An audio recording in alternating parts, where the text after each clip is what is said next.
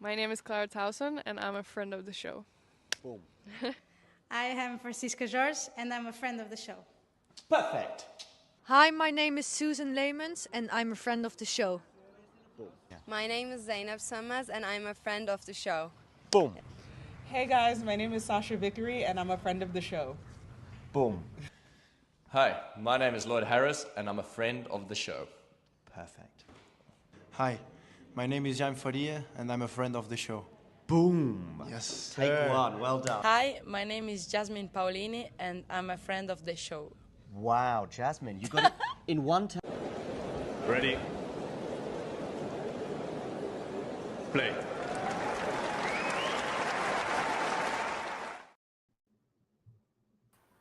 Good morning, good afternoon, good evening, wherever you are in the world. Thank you for joining us. It is ATP Weekly. It is Tuesday, as a matter of fact. I don't know how many Tuesday shows we have, but of course, I am joined by the one and only Damien Koos. Damien, how are you today? How dare you steal John Silk's introduction of good morning, good evening, and good night. Anyway, no, I mean, I'm good. Definitely not It is too good many. morning to me, and it's good afternoon to you. Sure, yeah, fantastic. Yeah, I mean, yeah, definitely not too many Tuesday shows, but obviously the finals being on Monday, that is the best moment for us to do it. It's been pretty common actually in recent years, I guess, for finals to happen on like weird days. Some people hate it, some people like it. I honestly couldn't care less. That's fair. That's fair. I mean, that is kind of the biggest talking point, I guess, in tennis, the tennis world right now is the scheduling. Monday finals.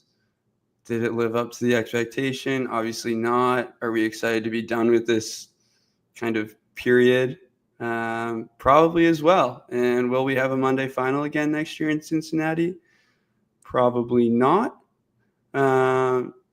But we will see, given that last year, am I correct with this, Damien? The reason why it was a Monday final last year was because of the Olympics, and they pushed it back a bit because of that event. And then this year, because they expanded the draws and obviously expanded the duration of the tournament, Toronto, Montreal had to get pushed a bit, which therefore pushed Cincinnati. To an extent, I mean, this year I think it would have been like this anyway because they went for these 12 days events. Okay. So, like, if you wanted to finish Cincinnati on Sunday, you would have to start it on Wednesday, I guess. And that would, well, actually even, Tuesday. I don't know. I'm confused by this as well. But anyway, 2026, we know that it will already be a little different because there's an extra week of rest between Wimbledon and Toronto, Montreal, and Cincinnati. So that should help. I think it will make it feel a little less kind of like, there's no break, a little less artificial in that sense too. I think that Cincinnati as a whole, I was talking to Vansh about this morning, it ran a lot more smoothly. And we were just wondering for like what reason, it was. I think there's a combination of factors, maybe to an extent it's just like my own personal experience too, because like for most of Toronto and Montreal, I was away at tournaments. So I wasn't really following the tournament that much. Here I was at home. I was, able to watch a lot more if I wanted. And actually, I think also the fact that it was a combined event, even though Montreal and Toronto are kind of combined too, but we know how the scheduling looked there. So like, I don't know, midnight my time, there would be 2 matches in a row, women's in Montreal, and then the same in Toronto, literally same time. So it didn't really feel like there was actually like, two events at the same time because you could only really watch one. And maybe that's why Cincinnati just kind of felt like more of the usual stuff we get in tennis, more of the usual stuff we get from the combined events like Madrid, Rome, which I feel like Madrid and Rome, nobody really complains that much about anymore. People have really adjusted to the whole 2-week thing. Indian Wells, Miami have, of course, had it for years. So maybe there's also just like an adjustment period after which we won't care. But I would definitely say that Cincinnati, to me, felt a lot more smooth. And I don't really see like as many issues with it as I felt during Toronto and Montreal. I think the comment as well that we have here about the scheduling contributing to the Sinner situation is ridiculous. I mean, how does the scheduling contribute to Jannik getting ill? Especially if, I don't know, if you're thinking about Wimbledon, Toronto, Cincy being so close to one another. Jannik didn't even play in Canada, so yeah, I think in terms of the whole fatigue, weather, extremities this week, that's just something that unfortunately the tournament had to deal with, in the sense that, well, a lot of matches were just an attrition war. And after 20 minutes, you knew who was going to win because one player was melting in the heat, the other wasn't. But I mean, if it's Monday, Sunday, or even Wednesday, I don't think that matters. And you could get sick at any point of the week as well. Jannik had a day of rest before the final. It's not like he had basically like a very tough schedule or something like that because they had to fit in so many matches. No, not really. So I think to the Sinner situation, no, I don't see any correlation with that. It's a shame, maybe, only that it was such extreme weather that, for example, the matches I did watch alongs for, some of them were ridiculous. Alcaraz Medvedev, Hamad after 3 games is taking ice, putting on his neck, head, everywhere. And then you also have, obviously, what else did they do? Mikkelsen Rune, which in the second set is just such bad quality. And you just know that because Holger won the first set and because he's a little bit fitter at the moment in that particular match, he's just going to win. So, yeah, it wasn't that amazing. Yeah, Gene, but didn't Canada have, well, I mean, they had just one match to schedule, right? Yep. So that's kind of the main difference. In Cincinnati, they are doing 2 finals on the same day. So one has to be a little bit earlier.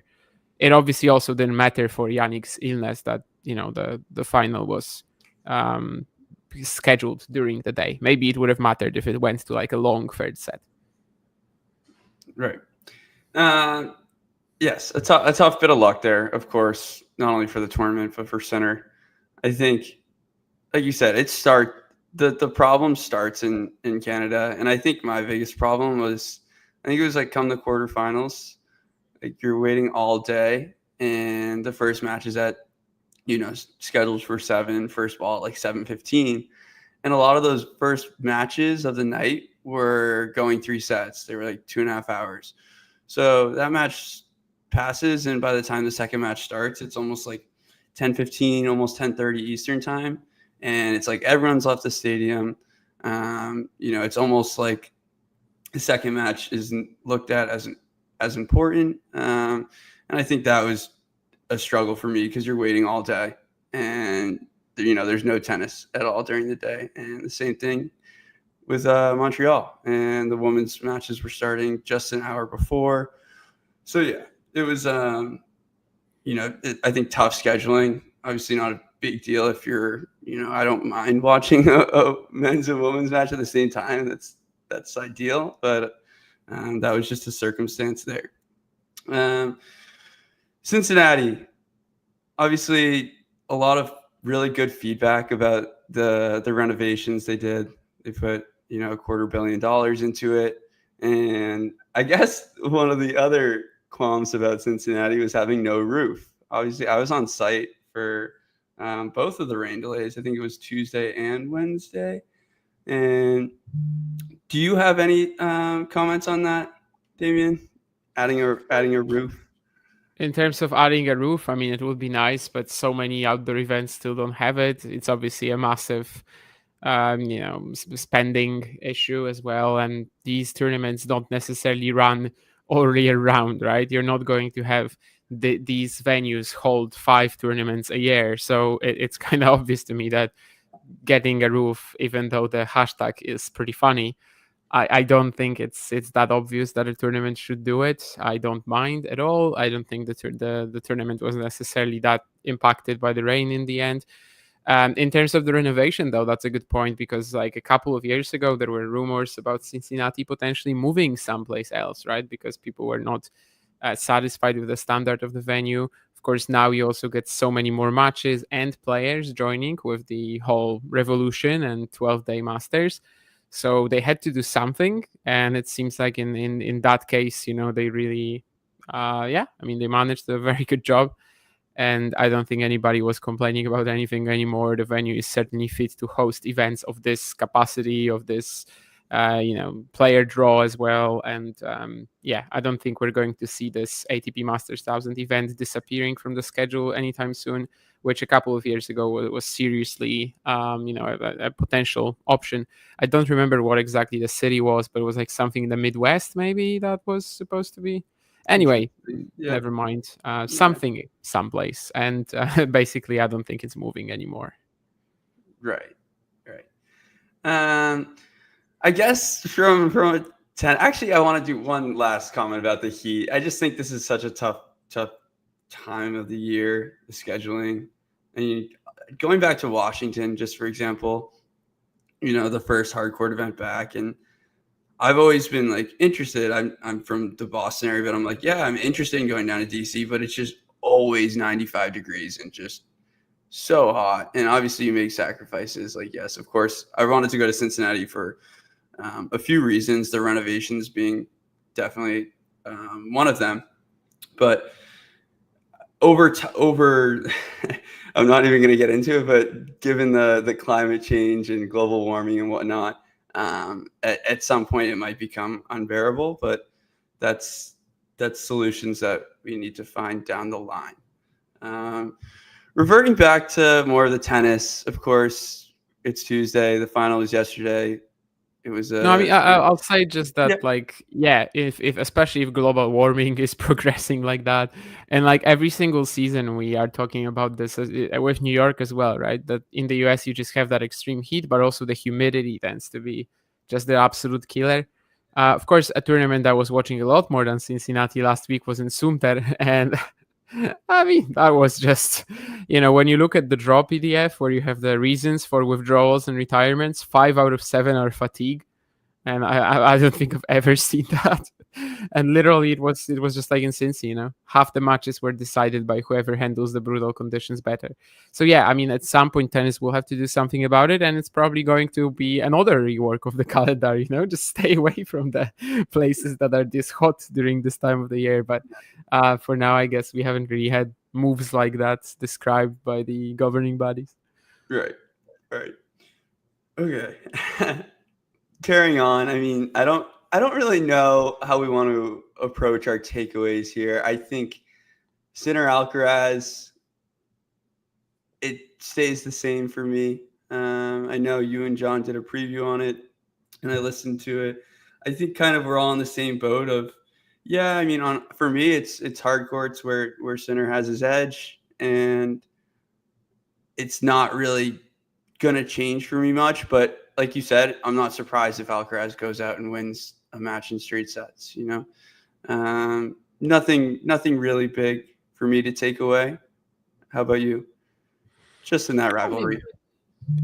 Typically we would spend like 20 minutes of this show probably talking about Alcaraz and Sinner, but obviously that's not really how it's going to happen. We will, of course, mention how the final progressed, as well. It's still a story, but I mean, sometimes this happens. It doesn't happen in the biggest rivalries as well. I don't actually remember too many matches like this from maybe like the big 3 days, but nonetheless, it is a possibility. Of course, the illness could have gotten Yannick 3 rounds earlier. Maybe then he finds his way through it. I don't know. Probably not, given his state. I honestly wasn't even planning to like watch the final, or at least not from the very start. I was just following US Open qualifying, but I'm seeing that Alcaraz is a break up and he's got 3 more break points. And I'm just, what the hell? This has never happened in this matchup, really. Even when Carlos was winning all these matches recently, he was, free, a set down most of the time. And it was always Sinner who had these like 20, 30-minute starts where Carlos is just unable to handle his game. So I'm just going to turn it on. Okay. And yeah, then I see that from the very first ball, basically, Yannick looks very uncomfortable. That he's just like slapping the ball around, doesn't feel like he can really do anything more than that. Carlos obviously has a good timing on the return from the get-go too. Like the first game, I think he lands everything on the baseline, so that makes it extra tough for Yannick to do anything in this state. Obviously, he can also like chase down some unreal shots, even when Yannick goes to 150 on the forehand. So yeah, I mean, all in all, of course, then you get the doctors, the physio, and then you get the announcement that he's retiring due to illness. At some point, this had to happen. Of course, I still think that Alcaraz Sinner, like meeting in matches in finals, is definitely what tennis needs right now because, well, they're so far ahead of the rest, and they're also just literally, the marketable rivalry, the marketable names right now. I know a lot of people probably who aren't watching tennis on a regular basis were also trying to, were hopeful to watch this final and get another classic. It's a shame that they didn't, but it happens. Like, it literally could have happened to either guy, and it could have happened. And in fact, it happens many times in the first round, and then nobody talks about it. But because it's Sinner Alcaraz, yeah, I mean, it's a shame that it ended like that. At least the tournament still had the women's singles final to rely on later, which was actually more competitive somehow. Right. I was actually going to say the same thing because I personally did not watch that one, but was following it, and it was tight till the end. So I guess that is a W for the tournament. But obviously, you got to feel for Yannick, especially I ended up watching just a little bit of the match to see if you could recognize that he was definitely ill, and he was, and sometimes just not even setting his feet and throwing in 100-mile-an-hour forehand, and you could tell he was labored. Definitely unfortunate. And in the speech, it's this is the hardest part about, you're in the US, it's 3 p.m. on a Monday, and all the corporate outings who are going out and, skipping work for this, blockbuster event. And it ends up being, a dud. And that's too bad for the tournament.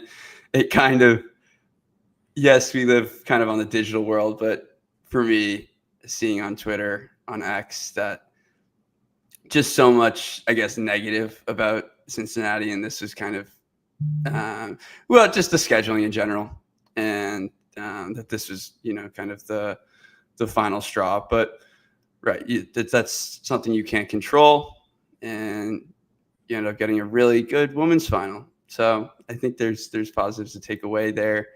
Going into, like I said, Damien, I guess to point you in the U.S. Open direction, do you still have maybe a 40 or a 51-49 edge to Sinner?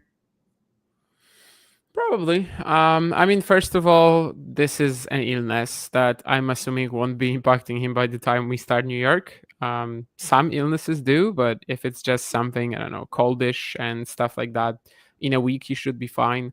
Maybe it will disrupt his practice schedule a little bit. I think both of these guys, though, have shown that even with almost no practice or not 100% intensity practice, they've been able to dominate the tour. So I don't think it will be a big factor. In terms of the US Open, I think even what we saw in Cincinnati is a bit of an indicator because, well, first of all, you do expect that Yannick is going to get to the finals somewhat easily. I mean, I don't really know how he loses sets other to random players like Mackenzie McDonald last year. Of course, there was also the Medvedev quarterfinal, which at the time felt like a very big match.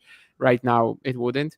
There's also that whole potential topic to think about, that Yannick's draw to the final in Cincinnati was a cakewalk. But we fully know that he is doing he's doing the exact same thing if he's facing guys like Rublev, Deminor, and the likes instead of, I don't know, Terence Atmane. In fact, maybe Terence Atmane was even more interesting to watch him against because, there's that unknown quantity to it. And Yannick even mentioned, I think, in his post-match speech. But basically, it's so tough to beat Yannick in best of 5 right now. It's so tough to beat Yannick if you're not Carlos Alcaraz. Apparently, even illness against Carlos Alcaraz it's going to happen even against Carlos. It's not going to happen against other players. So he is pretty much a lock to get to the final, and that's the most important thing.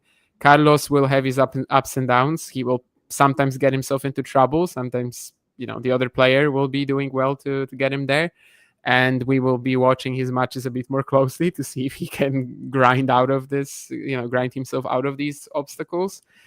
So there's that argument that works towards Sinner, that he will have the easier route probably, unless he has a really difficult draw. And then by the time they reach the final, it's kind of the same thing as always. They're just so close to one another. so similar yet so different that I don't think it's really ever, or at least not for the next few years, I don't think it's going to be like, okay, this guy has to win against the other because it's this court, because it's these conditions. There's always a chance. And I would still favor Sinner because, of course, it's not like nothing has changed. Like nothing has changed here. We didn't actually get a match. Carlos Alcaraz, I know when he lost to Thiago Monteiro in Rio last year, I was saying that it's the best win of all time. This is kind of in the same category. I mean, there's just no match. So, I don't think much has changed in regards to the US Open. They just didn't get the sort of, litmus test or whatever that they got before Roland Garros in Rome. But that was also a very different scenario. Sinner just coming back. So to me, it's basically status quo because they will both be fully aware that, well, there was simply no final in Cincinnati. Right. And I guess there's a little bit of me that's like, okay, well done to Alcaraz for getting to the final. I feel like it seems inevitable, but we know that he can, take this route, and it's kind of like who knows what's going to happen in some of these matches, but the third set, the clutch factor, he showed it against Rublev after failing to serve out the match. Job well done for him to get to the final. It's such a shoe-in for me at this point to just put Sinner there, and Alcaraz, I can expect it, but it's like I just don't know what I'm getting, especially at a Masters event in these conditions. Do we want to talk any more about these two, or we'll pick it up in a few weeks? As you wish. I mean, with Sinner, I think we pretty much covered our bases. Did we with Carlos? I mean, we probably did. Yeah, lost a set to Rublev, lost a set to Dzumhur, but most of that was his own doing, really. Survived that. I still am not like super certain that this streak that is on, final every single event will continue, because we're simply entering a part of the season where he historically hasn't been at his strongest. The conditions don't really suit him. Events like Shanghai, Paris, ATP finals, that's really not something that he's done before in good fashion. So there's still a lot of question marks, but of course to keep doing this in Cincy, if he wins the US Open, he will be the favorite to reach number one at the end of the year for sure. So yeah, I mean, he's definitely up there with Sinner as the main contenders. We've seen it all around this year that there is basically no one in the same league as these two, which it's a bit of a shame. We're still waiting. Yeah. Did I hear correctly that Alcaraz will be the number one if he does win the US Open? I mean, if you're mentioning like right after the US Open, I think it depends on when Sinner would lose. Like the number one is at stake. But I'm just saying that like if he wins the US Open, he's gonna be like 3,000 points in the lead, and I would assume that from there he gets to number one by the end of the year, is what I was trying to say. But yeah, I do think that there is a chance for him to be number one after the US Open. I mean, he's defending almost nothing. Sinner 2,000 points, but that will also depend on when they meet. Obviously, if it's in the final, I don't think it's enough. Let me very quickly make sure, but yeah, I mean, it's less than 2,000 points between these two now. So Carlos has a 60-point lead on Jannik if we take out the US Open, which is nothing. I mean, Jannik would have to lose very, very early for that to happen right there. I'm just trying to say that like with the current lead that he holds in the race, if he also wins the US Open, it would be very tough for Jannik to steal that away from him by the end of the year. Now, Damien, a question just struck me as I look back at the Cincinnati draw. I'm looking at Felix here. I'm looking at Atmane, looking at Rune. Stepping on court, do you feel that players have more belief that they can win against Sinner or Alcaraz? Interesting question. I mean, definitely against Alcaraz. I think they know all the same things that we do. They know that they will have likely they will have patches where they can potentially pounce on some weakness that Carlos might just like go off for 15 minutes or whatever. It's probably a contributing factor too, yeah. And then when you play Sinner, you just know that it's going to be like brutal efficiency from the very start of the match. First 15 minutes, he's probably going to be 4-0 already. So yeah, I mean, if I was a tennis player of, let's say, decent quality, I was top 20 in the world, barely, let's say, then I would definitely have that feeling when playing Alcaraz. Maybe there's a chance. Maybe if I fight hard enough, he's going to allow me some openings. And with Sinner, I'd be thinking, how the hell am I going to beat this guy? So yeah, I think it totally works like that. What we are saying, it's also stuff that players, I think, feel as well. Yeah. I want to turn to more maybe big picture conversations. I mean, just based on what happened in Cincinnati, everything was fairly routine in terms of the way it should have gone. Talk about, I guess, semi-notable losses would be De Minaur versus Opelka. He lost early. Tommy Paul making his return. Manarino went on a little bit of a run in Cincinnati. He was playing some good tennis. Fritzy going down to Atmane. Yeah, I mean, Fritz has played, once again, he's played every event. Is that correct? He played Washington too. Tiafoe having to retire. He's scheduled to play mixed doubles today or tomorrow. Is that correct? So, I don't know. I mean, it's today. That's what I can tell you. But in terms of who's scheduled, I couldn't care less. Yeah. So I don't think I don't know if I will watch. If I'll pop over, we shall see. I think. Yeah, it was very interesting. I agree, Ghosty, when Brenner just started saying, very routine results. I mean, Fritz, I guess, Terence Atman in the semis. Yeah, I mean, normal stuff. I mean, I understand what you were going through, though, because right now that's this year. I mean, as an entire thing, this is just simply how the ATP Tour feels. Like, if Sinner and Alcaraz are still in the tournament, the upsets, they just don't feel like upsets. What was the tournament this season? Was it Roland Garros, maybe? Or I don't know, it was one of the slams anyway, where people were just screaming, that's like the craziest round 1, round 2 of all time, so it might have been Roland Garros. Yeah, I think it was Roland Garros, and I read so many tweets like that when people are just freaking out, what are these results, crazy upsets? Yeah, maybe it was because like Steph lost to Gigante or something like that, and the likes, right? It didn't, no, Rune lost in the first round Wimbledon, so maybe it was Wimbledon. Okay. Anyway, never mind. I think it might have been Wimbledon. But anyway, one of the recent slams. And I just read so many tweets, calling this absolutely insane. And what the hell is happening at that tournament? And then you realize that actually, Sinner and Alcaraz are still involved. So who the hell cares? Like, who lost? It doesn't really matter. And I know that's kind of what you were going for. But indeed, Terence Atman's semifinal run was not routine. No. Right. that is the name we need to circle next. And the run, it starts with playing Yoshi, who is still searching for form, fairly casual. Kubali, remind me about that match. Wins it in a breaker. Atman Kubali? I don't think I watched it.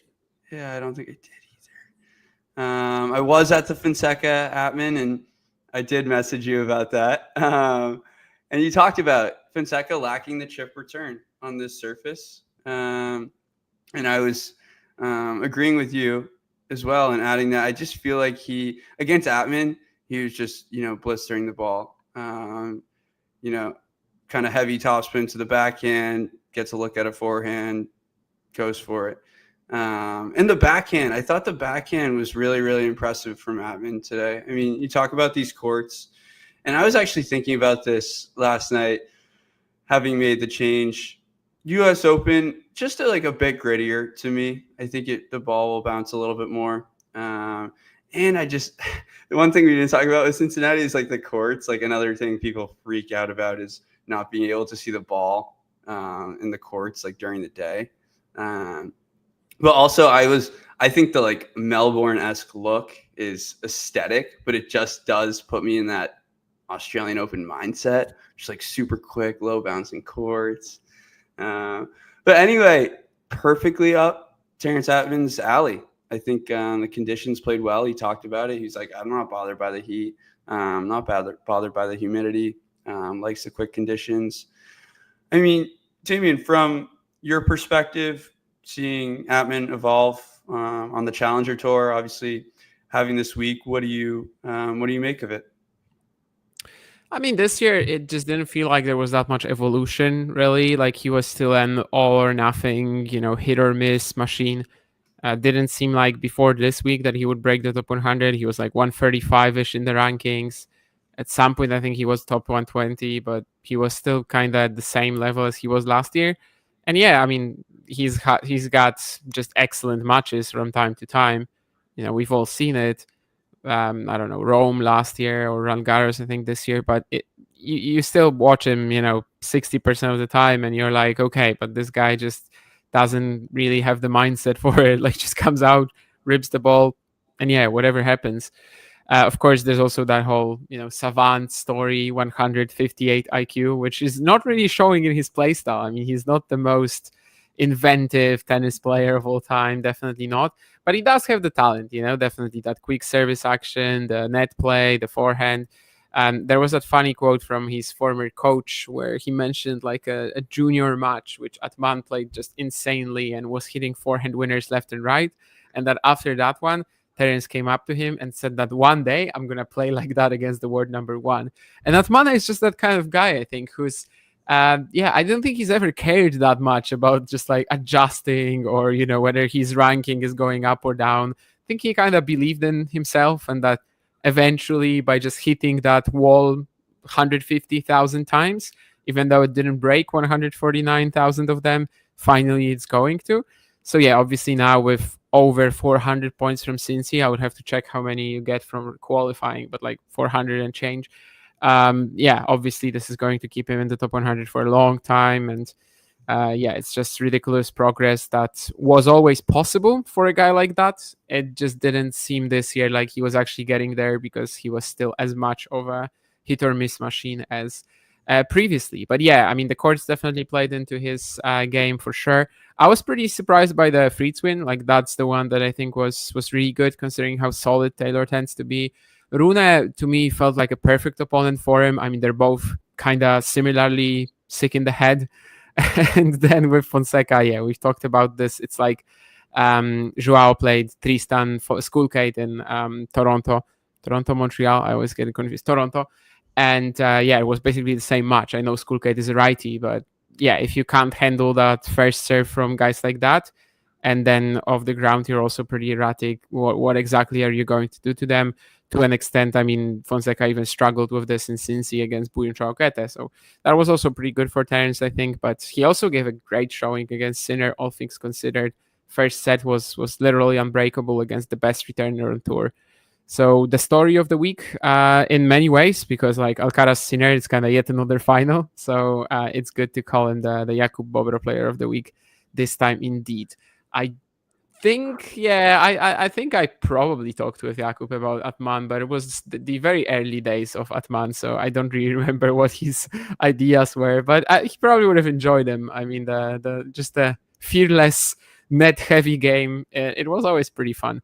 By the way, Nurlan, to your very important question, I will obviously answer it, but I think Ghosty already said it in one of the next chat messages. I would definitely choose Sinner. Like, he's a little taller. Maybe that's an issue in boxing, less so in MMA though. If we could go downstairs, I don't know how you call it in MMA. I don't know the terms, but yeah, Carlos just is a little bit more bulky. I think that he would probably beat me. Sinner would also beat me because I can't fight and I'm really weak. I wanted to use a P word there that I will not use, but I think Sinner with the thin legs, or toothpick as Ghosty called them. I would probably think that he is a bit more frail physically, so I'd take the chance against Yannick for sure. At least you're being honest, Damien. I'm not far behind you. But I do want to talk because I apologize, and I totally forgot, and it brings another story that Terence Atmane did come through qualifying in Cincy. So obviously an awesome run there. But because he was in qualifying in Cincy, that means was signed up for qualifying at the U.S. Open, but he did withdraw. It was like probably late in the evening yesterday, and it was funny because I texted Damien. And I was like, Terence Atmane, he's just casually like hanging out in the grounds. He was just at a picnic table with his coach. I even went over to him. I was like, congrats on a great week. Totally chilling. That's probably hours after, or maybe like half an hour after his decision too, which, maybe is a little bit more fitting just to enjoy his time, but deserving, right? I mean, biggest week of your life, plenty of prize money, tired. Yeah, I mean, somewhat unlucky. Obviously, the French have a reciprocal wildcard for the US Open, and it went to Valentin Royer, who also deserves it. I mean, just broke the top 100, fair enough. But yeah, I mean, it was too late, that Cincinnati run. Nonetheless, I mean, as we've already said, with 400 points, you presently need about 650 to be in the top 100. I feel fairly confident that Terence Atmane, at least until next edition of Cincinnati, will be and that at that top 100 range and will be getting into slams automatically. So it's not the end of the world, but certainly it's kind of unfortunate that these tournaments just had to happen in close succession for him, and then he just couldn't really play apparently. I was not like one of these people who thought that he was going to dominate the US Open qualifying. Well, first of all, because of his erratic nature, but also the potential fatigue. Turns out the potential fatigue was not even it was enough for him not even to choose not to compete. Who got the wildcard? Valentin Royer.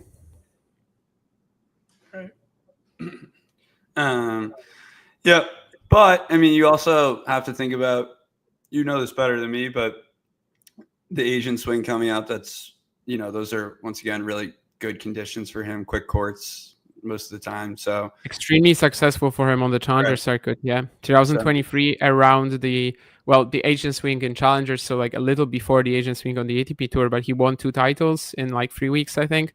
And this year, once more, he went there, and that was kind of like his main point gain before Cincinnati this year. So yeah, I mean, absolutely, he loves these conditions. He's been traveling to Asia a lot.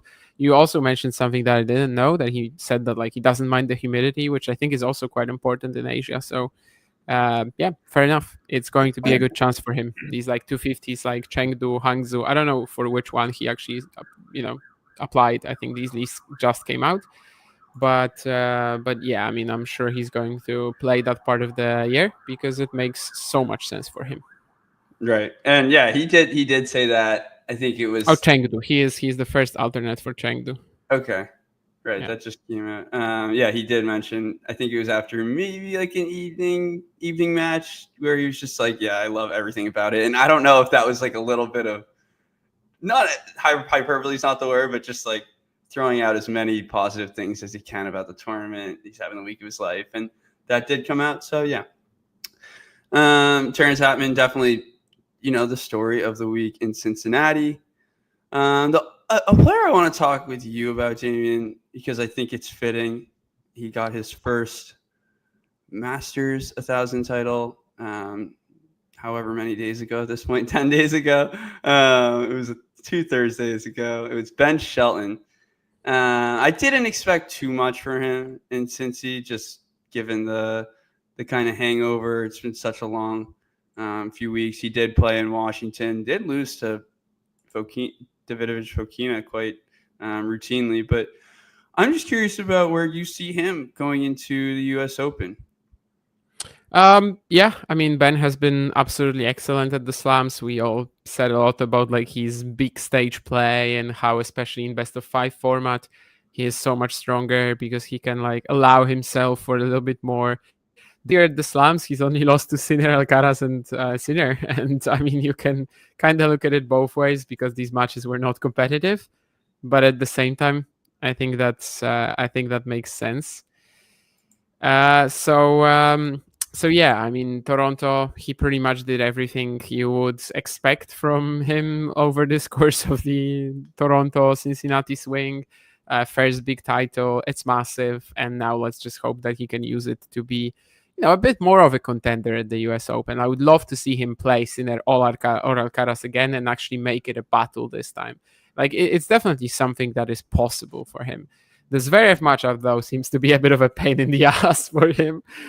So I wasn't expecting too much, but obviously it was a pretty brutal defeat as well. He's now 0-4. Zverev also famously has that ridiculous record against left-handers. I think he's lost like 1 match over the last 2.5 years.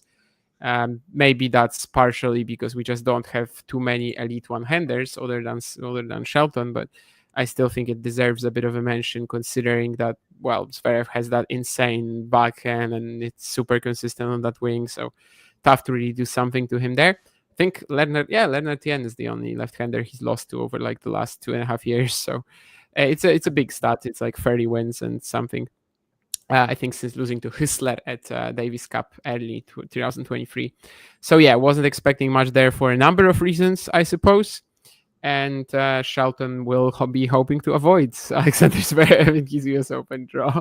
I think with the seeding he has now, though, it's also perfect because he will not play Sinner, Alcaraz, Zverev until the semifinals, until the quarterfinals, right? So definitely he is in a good position to reach that stage again. And if he does that, it's already a success. And if he's playing one of these big guys, I mean, a win could be also just pushing them close this time, not necessarily even beating them, but maybe he can do it. I mean, of the chasing group, he definitely seems like one of the strongest players in terms of his chance of actually getting that upset win.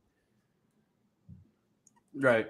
And the man on the screen, Sasha Zverev, did anything change for you after Cincinnati? For me, obviously just such a consistent player, of course, but I'm also thinking about, I think it's Carlos serving at 1-2 love 40, saves all 3 break points, a little small momentum shift. And then, of course, the issues start, I don't know, early-ish in that second set.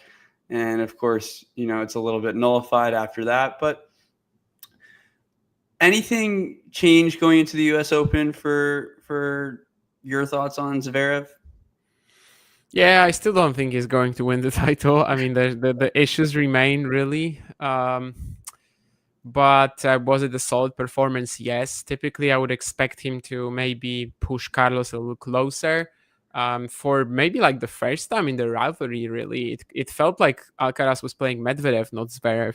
Like he was actually exposing, the deep returning position and deep baseline position like he does in the Daniil matchup, the serve and volley out wide, obviously, including the drop shot as well. When he has the opportunity to do it, it felt like he was really pouncing on Zverev whenever Sasha got too passive, which you gotta do it somehow. You gotta punish him for it and not just like allow him to do it. So I think it was still a really good opening set from Carlos. Kind of one of the most, maybe even the most important match of the week for him because, by the time he reaches the semis and has to beat Zverev and Sinner in a row, it's looking a bit difficult. But yeah, I mean, the second set, there's just not that much to talk about other than the game he kind of like gave Zverev.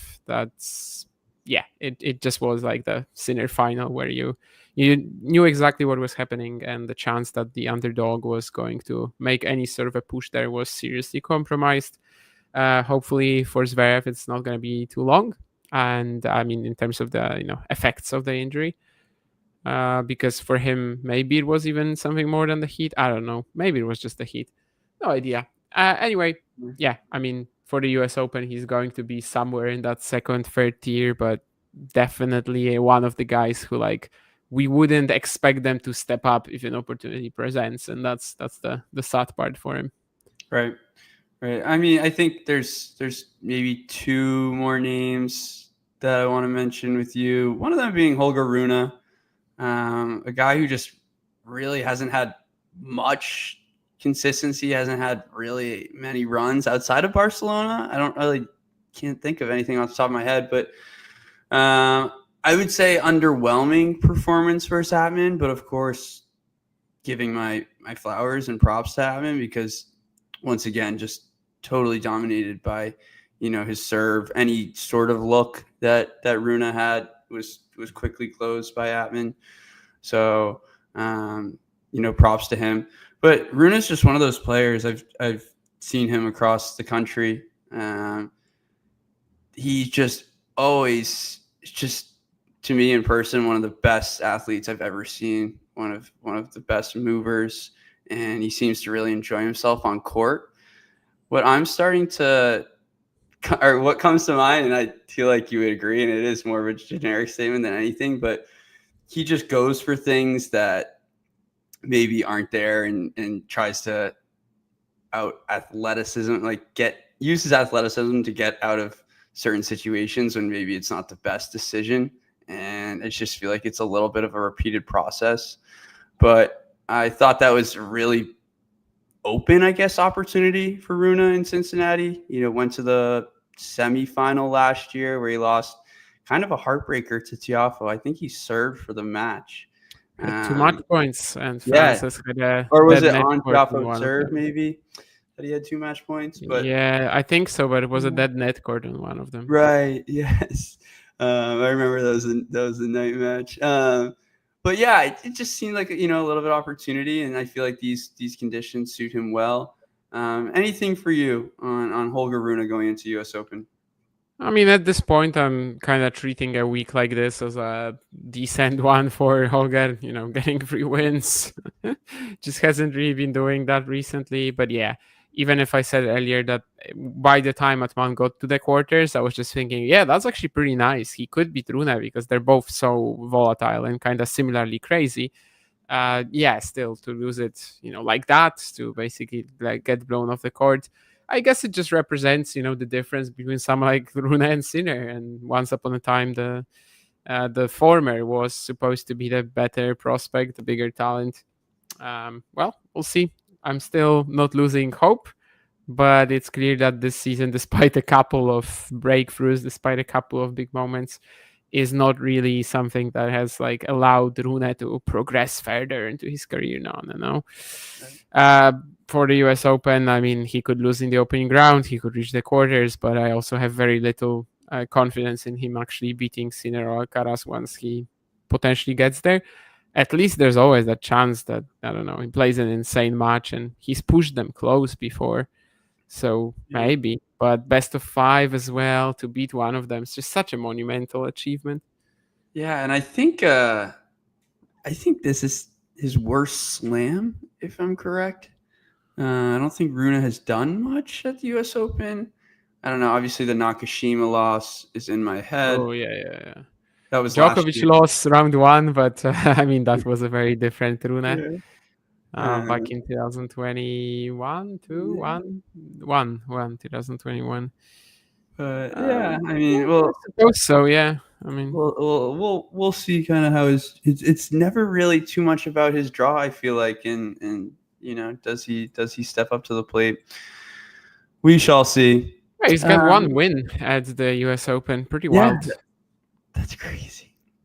And honestly, to name his opponent, that's a trivia question right there. I would never have guessed it. Okay. The one that he beat, I mean. What year was it? 2023. He actually reached the 3rd round, but he got a walkover from John Isner in the 2nd. And in the first, he beat somebody. Well, I know that person, but I never would have guessed that. Okay. Anyway, I guess I wanted to mention it because I just feel like he hasn't been on our radar at all since the beginning of the year. But Felix Auger-Aliassime, I got to watch the match versus Bonzi up close. Obviously, he has handed a victory via walkover against Rinderknecht. But he looked like he was playing some confident tennis, and he's up an early break. I actually didn't personally watch the Sinner Auger-Aliassime match, but he's up an early break, and I'm like, oh, okay. But then goes on to lose 6 consecutive games. And I thought about this at the moment. I was like, when has the last time someone's lost 6 consecutive games twice in a match without being double bageled? Interesting. Yeah, tough to find, but it could happen. I mean, you lose the first set 6-love, you win 1 game then, and then you lose 6-1. It's possible, I suppose. Ghosty, it was a German with a slightly Polish origin name, Peter Gojowczyk. Not playing anymore, so not that easy to guess that he was actually the guy who Rune beat. But yeah, I mean, makes sense. Anyway, yeah, Felix against Jannik.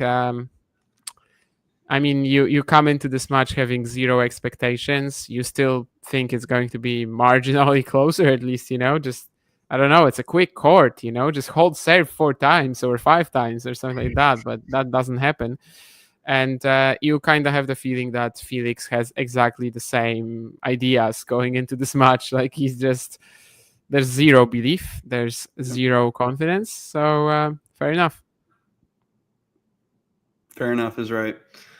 That concludes my Cincinnati thoughts. Do we want to take a scope at the Winston Salem draw? Why not? I mean, it of the is- two players already in the third round, I mean, Right. Mike Schack is one of them, very close to securing his career high. Right. The other and- is Sebastian Corda as well, so Ghosty will be super happy about it. Finally, Sebastian Corda is back on the court, back in the business, and winning matches. That is huge. In the summer of Down 20. to 86 in the rankings, I think, or thereabouts. Is that what it is? Yeah, I mean, Washington, 500 points. Toronto, he was in the semis, I think, 400 points. So, yeah, he lost like 1,000 points over the last 3 weeks. Yikes. Well, it is, it's a fun field. Winston-Salem held at Wake Forest University courts. Stefan Dostanic winning for them. Quite a big story yesterday. Yep. I actually And checked, also, and literally nobody ever from Wake Forest won a singles major match at Winston-Salem. A few players tried. Chrysojos, Goyo. I think there was somebody more. It was like a Belgian guy that I had no idea about. Bogaerts. Okay. No, Rubin as well. But Dostanic is actually the first. Yeah. I mean, obviously, I think anyone who draws Vukic has an appetizing opportunity. But 921 for the season on tour level. Yeah, I guess you might be right. But regardless, it's a huge win. And the other Wake Forest representative was DK Shuresh, who put a good performance, was able to qualify for the main draw. Lost 3-3 to Navone yesterday, but huge win over Tabio, which I guess isn't saying much in the summer of 2025, just given what he's been through the last few months. But regardless, cool to see them repping for Wake Forest. I guess the big name is Stefanos Tsitsipas taking a wild card. He is the 1 seed here. He's got Boo next, who is not a fun matchup, I think, for anyone. I just see Boo as kind of a ball machine that can just make things difficult on you. Go ahead. Maybe. I mean, his win-loss record is very similar to the one that Vukic has. Funnily enough, since the Asian swing of last year, so when he beat Rublev and Musetti to reach the Beijing final, I think he's 0-16 against top 50 opponents. But if you're gonna beat somebody right now, I mean, Stefanos Tsitsipas, yeah, it feels quite possible. I really have no clue. Steph just feels so weird in this draw. And yet, if you think about it, ranking-wise, achievements-wise, he does not at all. He's 3 positions ahead of Talon or 2 positions ahead of Talon. So, yeah, I mean, it's just more of a representation of where we've come with Stefanos Tsitsipas. Whether the comeback, whether the remontada is ever going to happen, no idea. But, maybe this will be a start. He clearly thinks he needs a bit more momentum ahead of the US Open.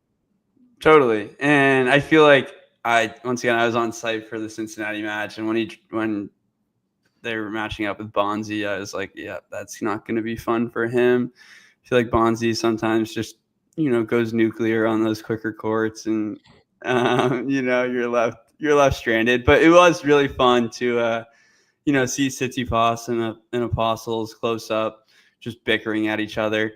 Apostle is trying to help Stefan return. The relationship is obviously progressed in all sorts of ways, but it could be an opportunity to get some confidence going. Obviously, a favorable draw. You got Carreno Busta, one of his favorite tournaments as of late. Best player of the in tournament history, yeah, insane. What else do we got? Oh, Nuno Borges. What has gone wrong? I don't know. The match started at 3 a.m. so I didn't watch it. Yeah, I was just keeping an eye on it before I know it was gone, but he hasn't had a win in a while, it feels. Yeah, I guess he's won something, but yeah, not the best stretch for him. I couldn't, however, hide my joy about the fact that the player who beat him, third round, Winston Salem, massive achievement, 72, I think, in the live rankings, 75 career high, very doable this week. I actually don't know who he's playing in the third round. I didn't check that. The only other player there. Oh, I thought so. Yeah, Korda. Yeah, I was thinking it might be Korda. That's winnable too. I mean, I don't think that's impossible. I mean, the way he's playing, why not? We got Sonego returning as the champion here. He and Musetti just put up a good run in Cincinnati. They made the final in the doubles. Greek Spore. I don't know if he typically would play this event, but given the short played it stints- twice, 2022 and 23. But yeah, definitely felt like a necessary thing right now after Cincy and Toronto didn't go well. Agreed. Let's see. Mpeshi Pericard, can he get any steam? I mean, he's playing Martinez. I haven't really watched Winston Salem. I have to assume, I kind of feel like those courts are like medium quick. Maybe even medium slowish, yeah. Okay, maybe medium slow, yeah. So I don't know. It's tough to say. I mean, I only watched Mike Shakjari, I think. Is that the only match that I watched? Maybe. Yeah, could be. But regardless, we also got Sebi Baez, who won this title 2 years ago. Yeah. I remember when Coric was peaking too. Is that right? Yeah. Yeah, it feels insane that Sebastian Baez won a hardcourt title 2 years ago. I mean, right now it feels insane that Sebastian Baez won a clay court title 6 months ago. But especially on hard, I mean, he's never, ever, and never again showed that kind of form. I don't think he's going to do it here, but still remains one of the more, like, at the time it made sense, but if you look at it in hindsight, it's just such a baffling run. Oh, Darwin Blanche, of course, as well. I watched yesterday. I forgot about that one. Yeah. He was the next thing I was going to mention, and obviously Bossa Veretti picking up a win. That was, huge for him. He has almost been off the radar since the early going of 2025. But yeah, Darwin Blanche, Damien, I asked you about it yesterday, and he's going up against Alexander Mueller, who actually reached his career high, 38 in the world. I think he tweeted yesterday. But Darwin Blanche, 17-year-old American. Ben Shelton version 2. Ben Shelton-esque. Jim Shelton Jr. Lefty, big serve. Flag. There's some obvious similarities there. No, I mean, of course, for now it's very tough to say how good he'll actually be, but future like top 100 surely. Best of the Blanche family, if that says a lot. His brother playing earlier today. Yeah, his sister I don't think does anymore, and his brother has also given up this year. The other brother, I mean. Okay. But yeah, Darwin since by far the most promising of the Blanche bunch, as they call them. I'm pretty sure I'm literally the only person ever that has called them that. But anyway, it exists, the Blanche bunch. Well, so that is pretty much it for the tour this week. We are in the U.S. Open qualifying this week, so very, very early stages. It is still Tuesday, still first round matches to be played today. And Ghosty, watch out with that Prismic comment. I mean, he's literally just made 5 challenger finals in a row. There is some truth to that. As I won his first round, of course, yesterday at U.S. Open qualifying, but it was kind of I mean, I didn't mention that. I think with 5 challenger finals in a row was more impressive than beating Alexis Galarneau at this point in time. Right. So yeah, I mean that's it for me, Damien. Do you have any other thoughts? Not really. In terms of your question, the group, the producer said earlier that you can end the stream, so that won't be an issue. No, I mean, I think we covered the most important parts of Cincinnati. Thank you to the chatters, and especially to Ghosty, who was especially active today. It was great to have him on board, even if he was making some slight, remarks towards me at the very beginning. But I did call him an ignorant American. That was me, Ghosty. That was not John. So, well, I guess it's all fair play. It's all fun and games, regardless. Yeah. But that is that. Thank you so much for joining, Damien. Let's have a great week of qualifying and looking forward to the US Open. Yeah, less than 2 hours. I am pumped. I'm going to go for like a long walk right now, and then I'm going to come back for the qualifying action to begin. Good. And I will be taking a walk to a train, which will get me on the grounds. So looking forward to a great day. Thanks so much, Damien. To everyone else, you know the drill. If you enjoyed this video, make sure you hit that like button. Don't forget to subscribe and click that notification bell so you don't miss out on all things tennis.